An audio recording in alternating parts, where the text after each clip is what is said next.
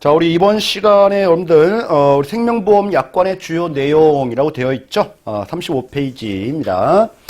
자, 우리 첫 번째 보험계약의 성립 관련돼가지고, 우리가 성립 요건이라고 되어 있는데, 생명보험 계약은요, 보험 계약자가 있습니다. 생명보험 계약자가 이제 보험회사에, 얘기를 하는 거예요. 보험 가입할래요? 라고 얘기하는 것을 우리는 청약이라는 것을 한다. 이렇게 얘기해요.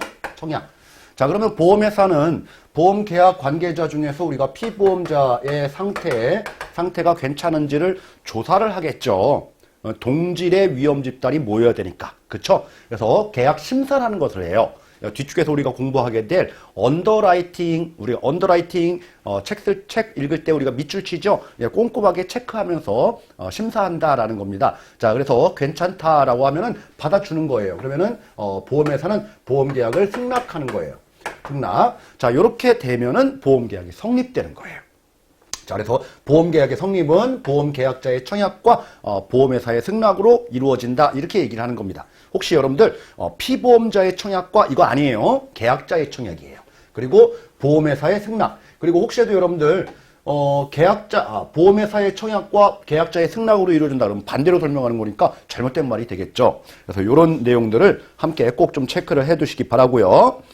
자, 다음 여러분들 밑으로 오셔가지고 2번 보험계약의 청약 및 청약 철회라는 게 있습니다. 자, 가번 청약 있다라는 거죠. 이 청약이라든지 승낙이라는 부분들은 여러분들 특별하게 형식을 요구하지는 않아요. 자, 구두로 하건 또는 서면으로 하건 아무런 상관이 없다라는 거예요. 그래서 세 번째 줄에 그런 말이 나와 있죠. 원칙적으로 특별한 방식이 요구되지는 않는다. 요식행위다, 불요식행위다, 불요식행위다라는 거예요. 근데 실무적으로는 여러분들 청약서라는 것을 다 쓰죠. 그러니까 실무상으로는 대량 거래, 빨리빨리 거래를 해야 되기 때문에 요식화되어 가고 있는 것은 사실이에요. 그렇지만 원칙상으로는 불요식행위다라는 겁니다. 그래서 생명보험 계약은 꼭 기억을 해 두셔야 돼요. 불요식 계약이다. 요식이 아니고 불요식. 자, 우리 뒤쪽에서 여러분들 제 3편 생명보험 편에서 생명보험의 특성 뭐 이렇게 좀 공부를 하실 때 생명보험 계약의 특성은 불요식 계약성이다 뭐 이런 얘기를 또 하게 될 거예요. 그리고 또 하나는 여러분들 이렇게 청약과 승낙으로 이루어진다. 이래야지만이 보험 계약이 성립한다라는 거예요. 자, 이런 얘기들을 어떤 특성을 가지고 있느냐라고 할 때는 승낙이 떨어져야지 성립되는 계약이다라고 해서 이런 것을 우리는 낙성계약이다 이렇게 얘기해요. 낙성계약. 자, 이해하셨죠, 여러분들? 자, 다음으로 여러분들 그 다음 단락에 5번째 줄에 그런 말이 나옵니다. 자, 보험회사는 계약자가 청약한 경우에 계약자에게 약관 및 계약자 보관용 청약서를 교부하고 약관의 중요 내용을 설명해야 한다라는 말이 나와 있는데 뒤쪽에서 다 설명 또 따로 다루게 되어 있으니까 뒤쪽으로 넘어가도록 하죠, 여러분들. 그리고 그 다음 정도는 읽어보실 필요가 있네요. 다만 계약자가 동의하는 경우 약관 및 계약자 보관용 청약서 등을 광기록 매체, 뭐 CD라든지 DVD 등 또는 전자우편 등 전자적 방법으로 송부할 수 있다. 요즘은 여러분들 온라인 보험도 많이들 가입을 하죠. 그러다 보니까 이런 약관이라든지 아니면은 청약한 내용들에 대해서 이렇게 피드백을 줘요. 줄 때는 우리 서면으로 이렇게 전달을 해 줘야 되는데 그게 아니고 이메일로 받을 수도 있다는 얘기입니다. 그럴 경우에 자, 계약자 또는 그 대리인이 약관 및 계약자 보관용 청약서 등을 수신했을 때 당해 문서를 교부한 것으로 본다. 언제 준 걸로 볼 거냐? 그 사람들이 읽었을 때, 그죠? 이메일 읽었을 때, 수신했을 때, 이렇게 보시는 거예요. 그래서 여기 뭐 우측에 여러분들 문제도 1번이 있죠. 자, 빈칸에 들어갈 알맞은 말은이라는 문제. 자, 이런 문제가 과거에 몇 번 출제가 됐던 기출문제이기 때문에 여러분들 체크 정도만 해두시기 바랍니다. 자, 다음 4번 보겠습니다. 청약 철회. 자, 이렇게 청약을 했는데 여러분들 우리 생명보험 계약이라고 하는 것은 장기간 길게 보험료를 내는 장기보험이에요. 그런데 섣불리 청약을 우리 할 수도 있는 거잖아요. 그래서 한 번 정도 생각해 봐라 라는 거예요. 이게 바로 기간을 주면서 이 기간 동안에는 청약한 것을 없앨 수도 있다라는 게 청약 철회 제도다라는 거예요. 자, 첫 번째 줄에 그런 말이 나오죠. 계약을 체결하고자 하는 자와 보험회사 간의 정보의 비대칭성이 높고 장기간에 걸친 계약이라는 특징을 가지고 있기 때문에 신중하게 한 번 더 생각해봐라 라는 거예요. 자, 그러면 여러분들 청약 철회라는 부분들은 그러면 무한대로 아무 때나 철회할 수 있느냐라고 하는 게 아니고요. 일정한 기한이 있어요. 청약 철회는 보험 계약이 이제 승낙해서 성립되면 여러분들 우리 보험회사는 바로 보험증권이 출력이 돼요. 보험증권을 전달을 해줘야 되는 거예요. 전달.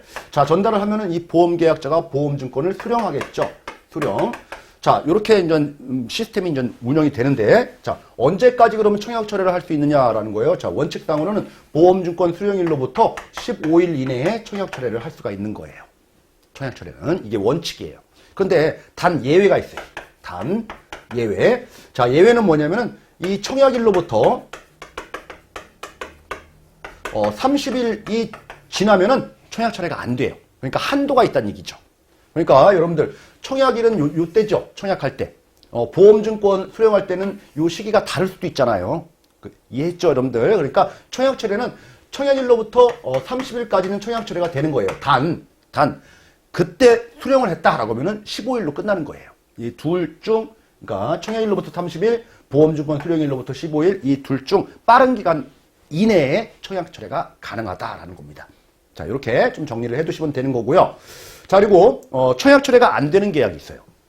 자, 청약 철회 불가 계약은 청약일로부터 30일이 넘으면 청약 철회가 안 되죠, 당연히. 그리고 진단 계약이라는 거. 또 하나는 어떤 계약이 있냐면은 여러분들 전문 보험 계약자가 전문 계약자가 체결한 보험 계약. 그리고 1년 미만의 단기 계약.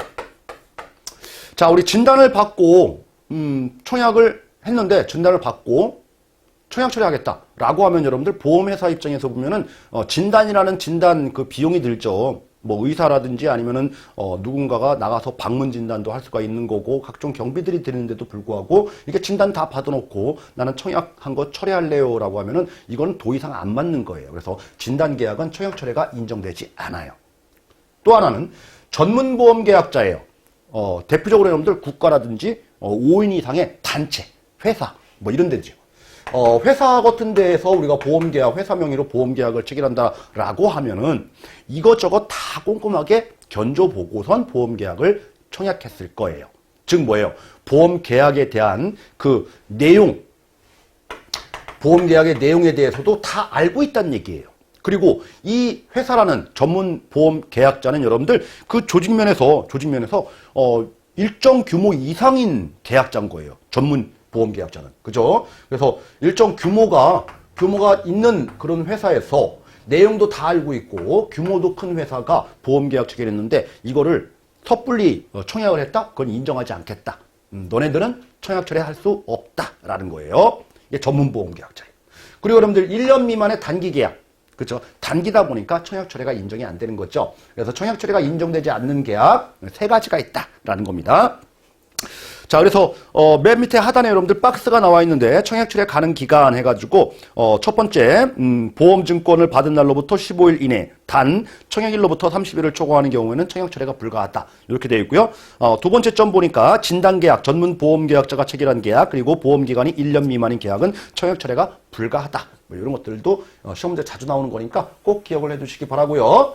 자, 하나 더 추가적으로 기억을 해둬야 될 부분들은 뭐냐면은 요 전문보험계약자가 그러면 뭐냐라는 게 바로 하단에 주석으로 나와 있죠. 자, 주석 부분 6번 주석을 한번 읽어보도록 하겠습니다. 자, 전문보험계약자라고 하는 것은 보험계약에 관한 전문성 그리고 일정 사이즈가 큰 회사죠. 그리고 자산 규모 등을 비추어 봐서 보험계약 내용을 빼꼼히 다 알고 있는 자다라고 보는 거예요. 그래서 내용을 이해하고 이해할 능력이 있는 자로서 뭐 국가라든지 아니면은 은행이라든지 뭐 상장법인 회사라든지 단체 보험이라든지 뭐 이런 것들은 이런 데들은 전문 보험 계약자라고 한다라는 거예요. 자, 여기서 여러분들 사이즈 그리고 그 내용 자, 요런 부분들이 이제 빈칸 채우기 문제로 출제가 되더라라는 거죠. 그래서 꼭 좀 한번 체크 정도는 해보시기 바랍니다. 자, 어쨌든 간에 이 청약 철회를 하게 되면 여러분들 보험계약자가 보험료라는 것을 냈겠죠. 그 보험료 돌려줘야 되겠죠. 돌려줄 때는 여러분들 이거 다시 돌려줄 때는 3일 이내에 돌려주도록 되어 있는 거예요. 3일 이내. 자, 그래서 그 박스 그 상단 위로 올라가셔가지고 본 페이지 중간 정도에 그런 말이 나옵니다. 자, 3일 이내에 납입한 보험료를 돌려준다. 만약에 3일이 경과된 그 이후에 4일차에 돌려주고 5일차에 돌려주고 하면은 지연 이자까지 줘야 돼요. 이자율도 세요. 약관대출, 보험계약대출 이자율에 상응하는 이자까지도 다시 돌려줘야 돼요. 그래서 3일 이내에는 돌려줘라. 뭐 이 정도까지 여러분들 체크해 두시면 되겠네요. 자, 다음 계속적으로 볼게요, 여러분들. 하나하나 이렇게 이제 알아나가는 거예요, 우리가.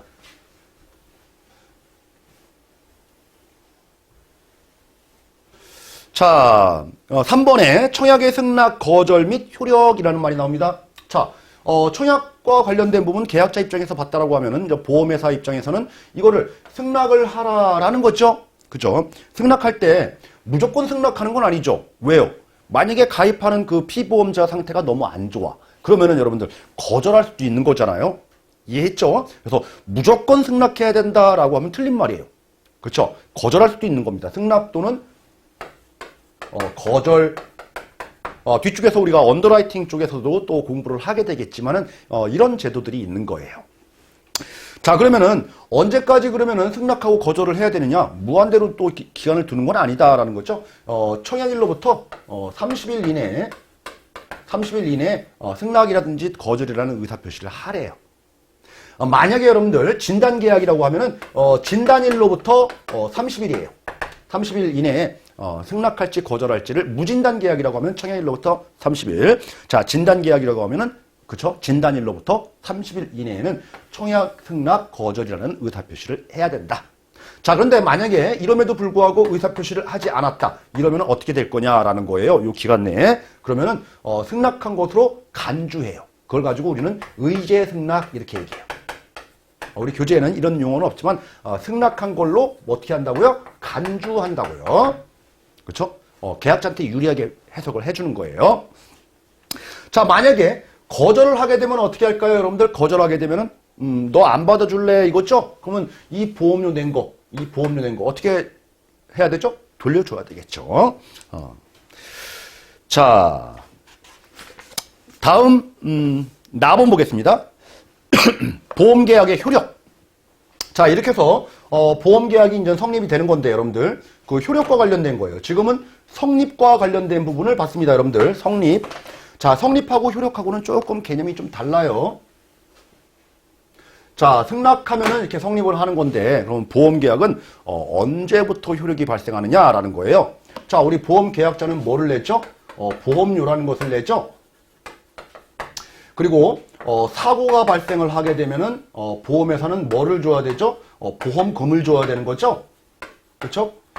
이러기 위해서 경제적인 그런 제도를 만든 게 바로 보험제도인 거예요. 돈과 관련된 부분인 거죠. 돈을 내야지만이 돈을 주는 거죠. 결과적으로. 이걸 우리는 유상계약이다 이렇게 얘기를 하는 거예요. 유상계약이다.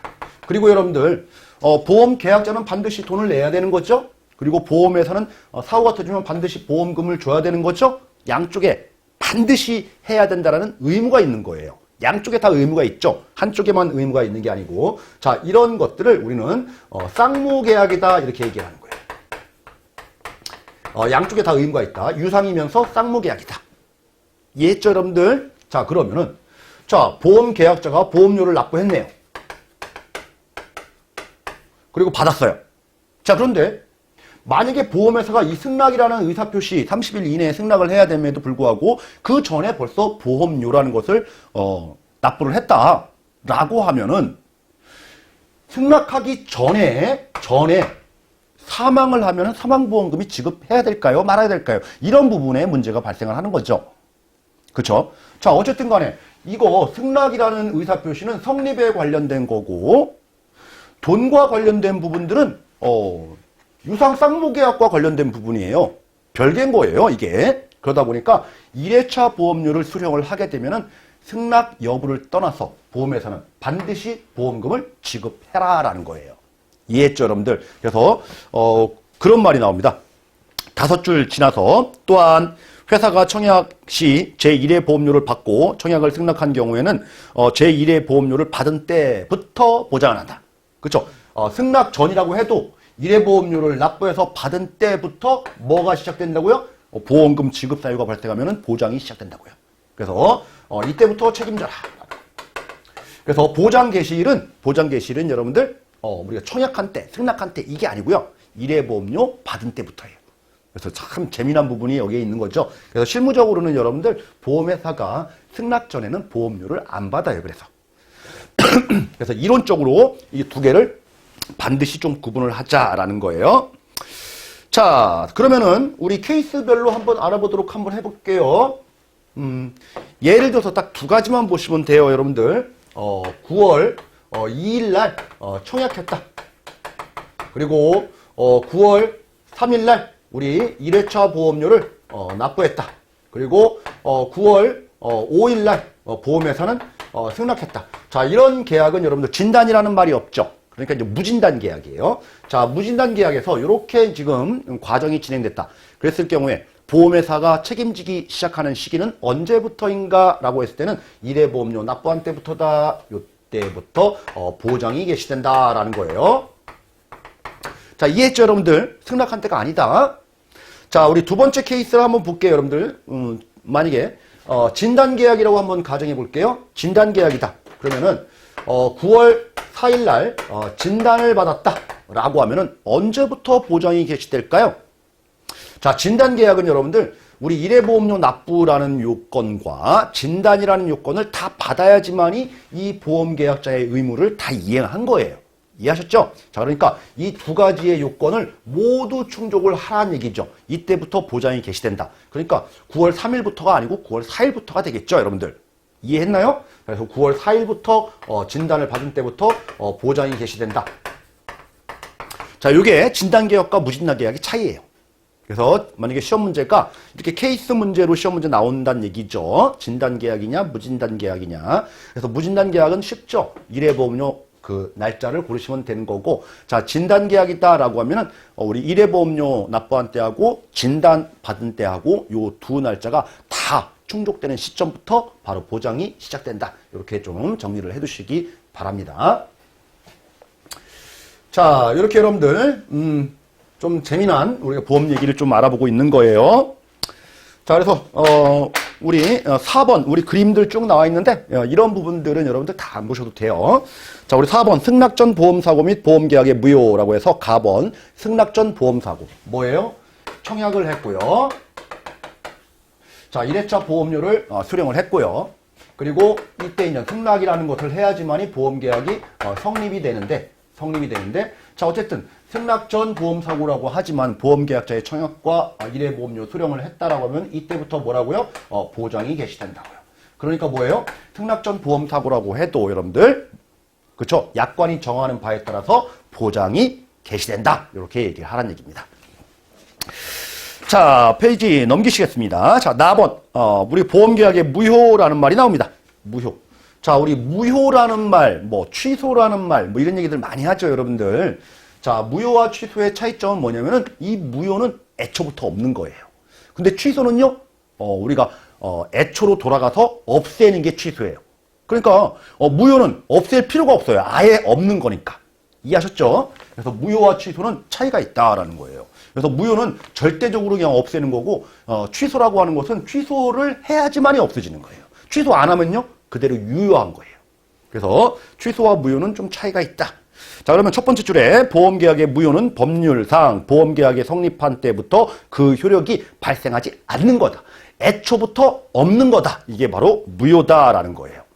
대표적으로 여러분들 우리 아까 지난 시간에 좀 봤듯이 계약자와 피보험자가 다르고 이 피보험자를 사망 보장하는 보험 상품, 즉 타인의 보험이라고 얘기했죠. 이 타인의 보험에서 이 피보험자의 반드시 서면 동의가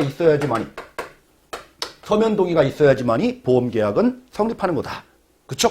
서면 동의가 없으면은 이 계약은 무효다. 그러니까 보험계약이 체결됐다라고 해도 그렇죠? 피보험자가 모르는 상태에서 이렇게 계약이 체결된 보험을 뒤늦게 뭐 5년, 10년 후에 이걸 확인했다. 그러면은 애초부터 없었던 계약이 되는 거예요. 그 계약은. 이해했죠? 이게 바로 무효다라는 거예요. 그러면은 계속적으로 보험료 냈던 돈들은 어떻게 할 거냐라는 거죠. 애초부터 없었던 거니까 다시 다 돌려줘야 된다라는 거예요. 그래서 네 번째 줄에 그런 말이 나오죠. 이미 납입한 보험료를 반환해야 된다. 애초부터 없는 거니까. 자, 그런 계약들이 여러분들 거기 동그라미 1번부터 나옵니다. 자, 동그라미 1번 뭐예요? 어떤 게 무효래요? 자, 타인의 사망을 보험금 지급 사유로 하는 보험계약에서 계약을 체결할 때 피보험자의 서면에 의한 동의를 얻지 않은 경우, 자, 이거예요. 반드시 사전에 서면 동의를 받아야 돼요. 보험계약 체결한 이후에 서면 동의는 의미가 없어요. 미리 사전에 서면 동의를 받아야지만이 보험계약이 성립되는 거예요. 타인의 보험에서는. 자, 그런데 여러분들 이제 그런 말이 나와요. 거기 다만 단체 규약에 따라서 그 구성원 전부 또는 일부를 피보험자로 하는 경우에는 제외한다. 그렇죠? 우리 단체 보험은 제외해요.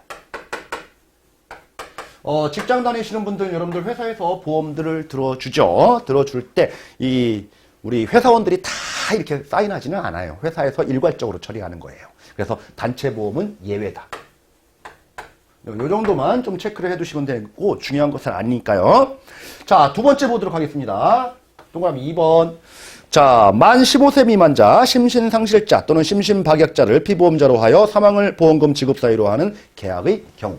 즉 뭐예요? 만 15세 미만자, 그리고 심신상실자, 그리고 심신박약자. 자, 공통점은 뭘까요, 여러분들? 제대로 된 의사결정을 할 수가 없는 자들이 있죠. 어디로 튈지 모른다라는 거예요. 사리분별이 안 되니까. 자, 이런 자를 사망보장하겠다? 이거는 너무 안 되죠. 그래서 이런 자를 피보험자로 하면서 뭐예요? 사망보험금을 지급하는 보험에 가입한다? 이 계약 자체가 성립되지 않는다라는 게 이제 무효예요. 그래서 뒤쪽에 여러분들 우리 어린이 보험을 또 공부를 할 건데요. 어린이, 즉 만 15세 미만자의 어린이 보험은요. 사망보장을 안 해줘요. 무효니까. 이해했죠? 자, 그런데 여러분들 이 심신상실자 같은 경우에는 아예 의사 능력이 없는 자다 이렇게 보시면 되는 거고 잃어버렸으니까. 자, 박약자 같은 경우에는 쉽게 말해서 우리가 정신 상태가 온전할 때도 있고 아니면 안 좋을 때도 있고 이렇게 좀 약간 불투명한 자인 거죠. 자, 이런 자인 경우에는 여러분들 심신박약자인 경우에는 정신 상태가 온전할 때 가입하는 것은 유효해요. 또. 그래서 그런 말들이 나옵니다. 그래서 다음 동그라미 2번에 밑으로 내려가서 한 3줄 정도 내려가시면 그런 말이 나오죠. 다만 심신박약자가 계약을 체결하거나 소속단체의 규약에 따라서 단체의 피보험자 될 때 의사 능력이 있는 경우에는 그 계약이 유효하다. 이런 말이 나와요. 심신박약자는 뭐예요? 의사 능력이 있을 때는 유효하다. 원칙상으로는 무효지만 뭐 이런 말이 나와요. 그래서 요 심신박약자를 이렇게 빈칸 채우기 문제로도 시험 문제 출제한 적이 있었어요. 자, 다음 여러분들 동그라미 3번. 계약을 체결할 때 계약에서 정한 피보험자의 나이에 미달하거나 초과되었을 때 이런 경우는 무효다. 요 정도 나이랑 관련된 거. 그래서 크게 봤을 때는 요 두 가지 정도는 꼭 기억을 해 두시기 바랍니다. 자, 무효가 되면 어떻게 한다고요? 이미 납입한 보험료를 돌려준다. 보험료 환급. 자, 우리 4번 또 볼게요. 자, 보험회사의 주요 의무.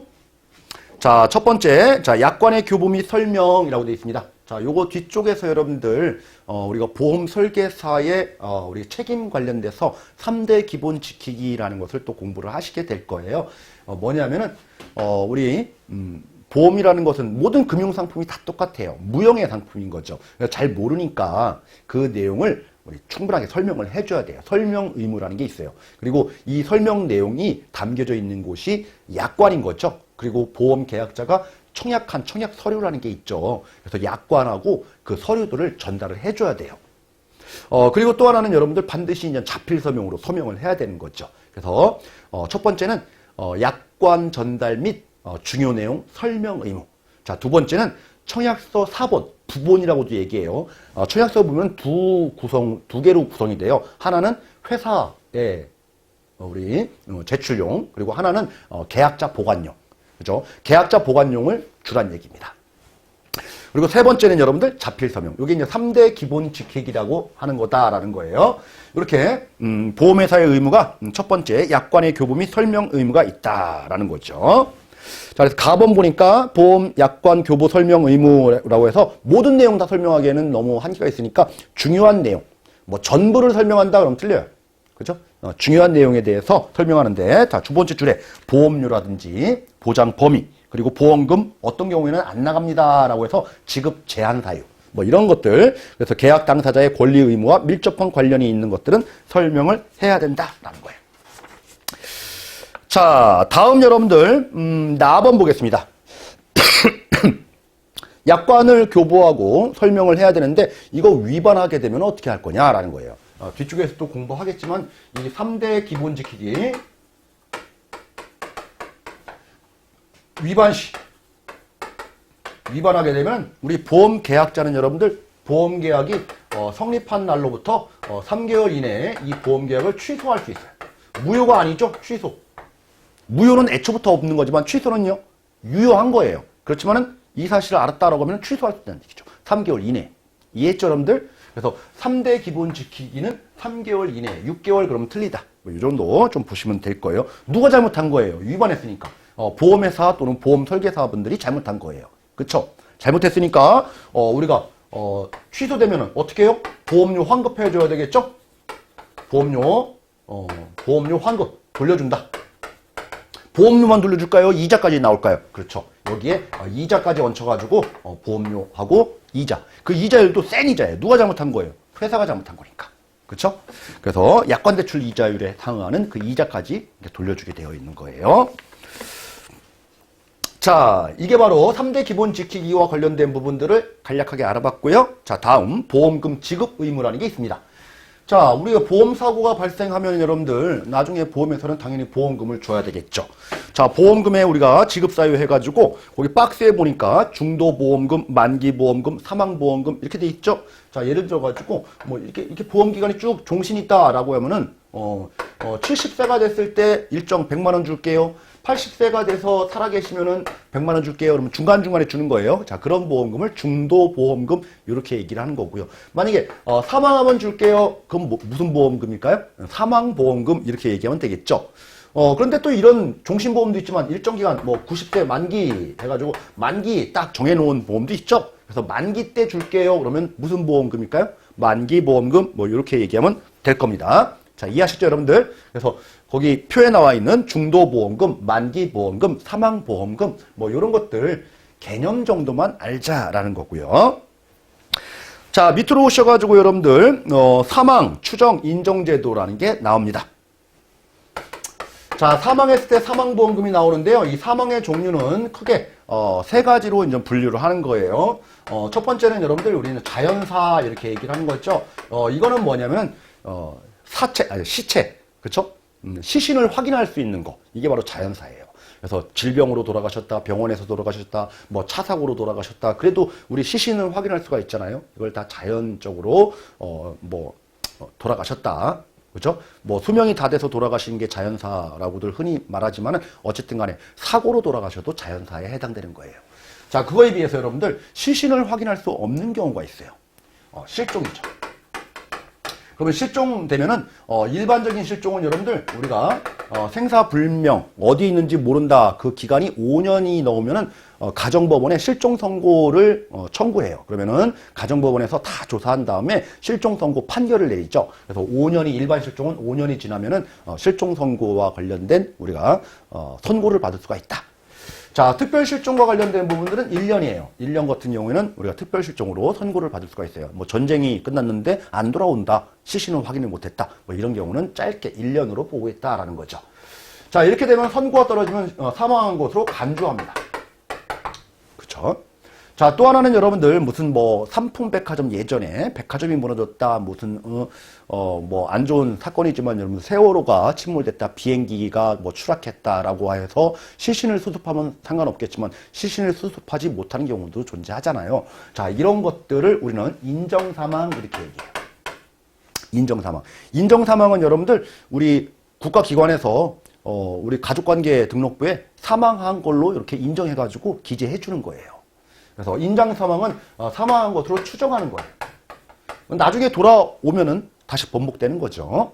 자, 어쨌든 간에 자, 이런 사건들이 다 사망이다라는 거예요. 그러면 사망이 이런 사건들이 일어나게 되면은 사망보험금을 지급한다라는 거죠.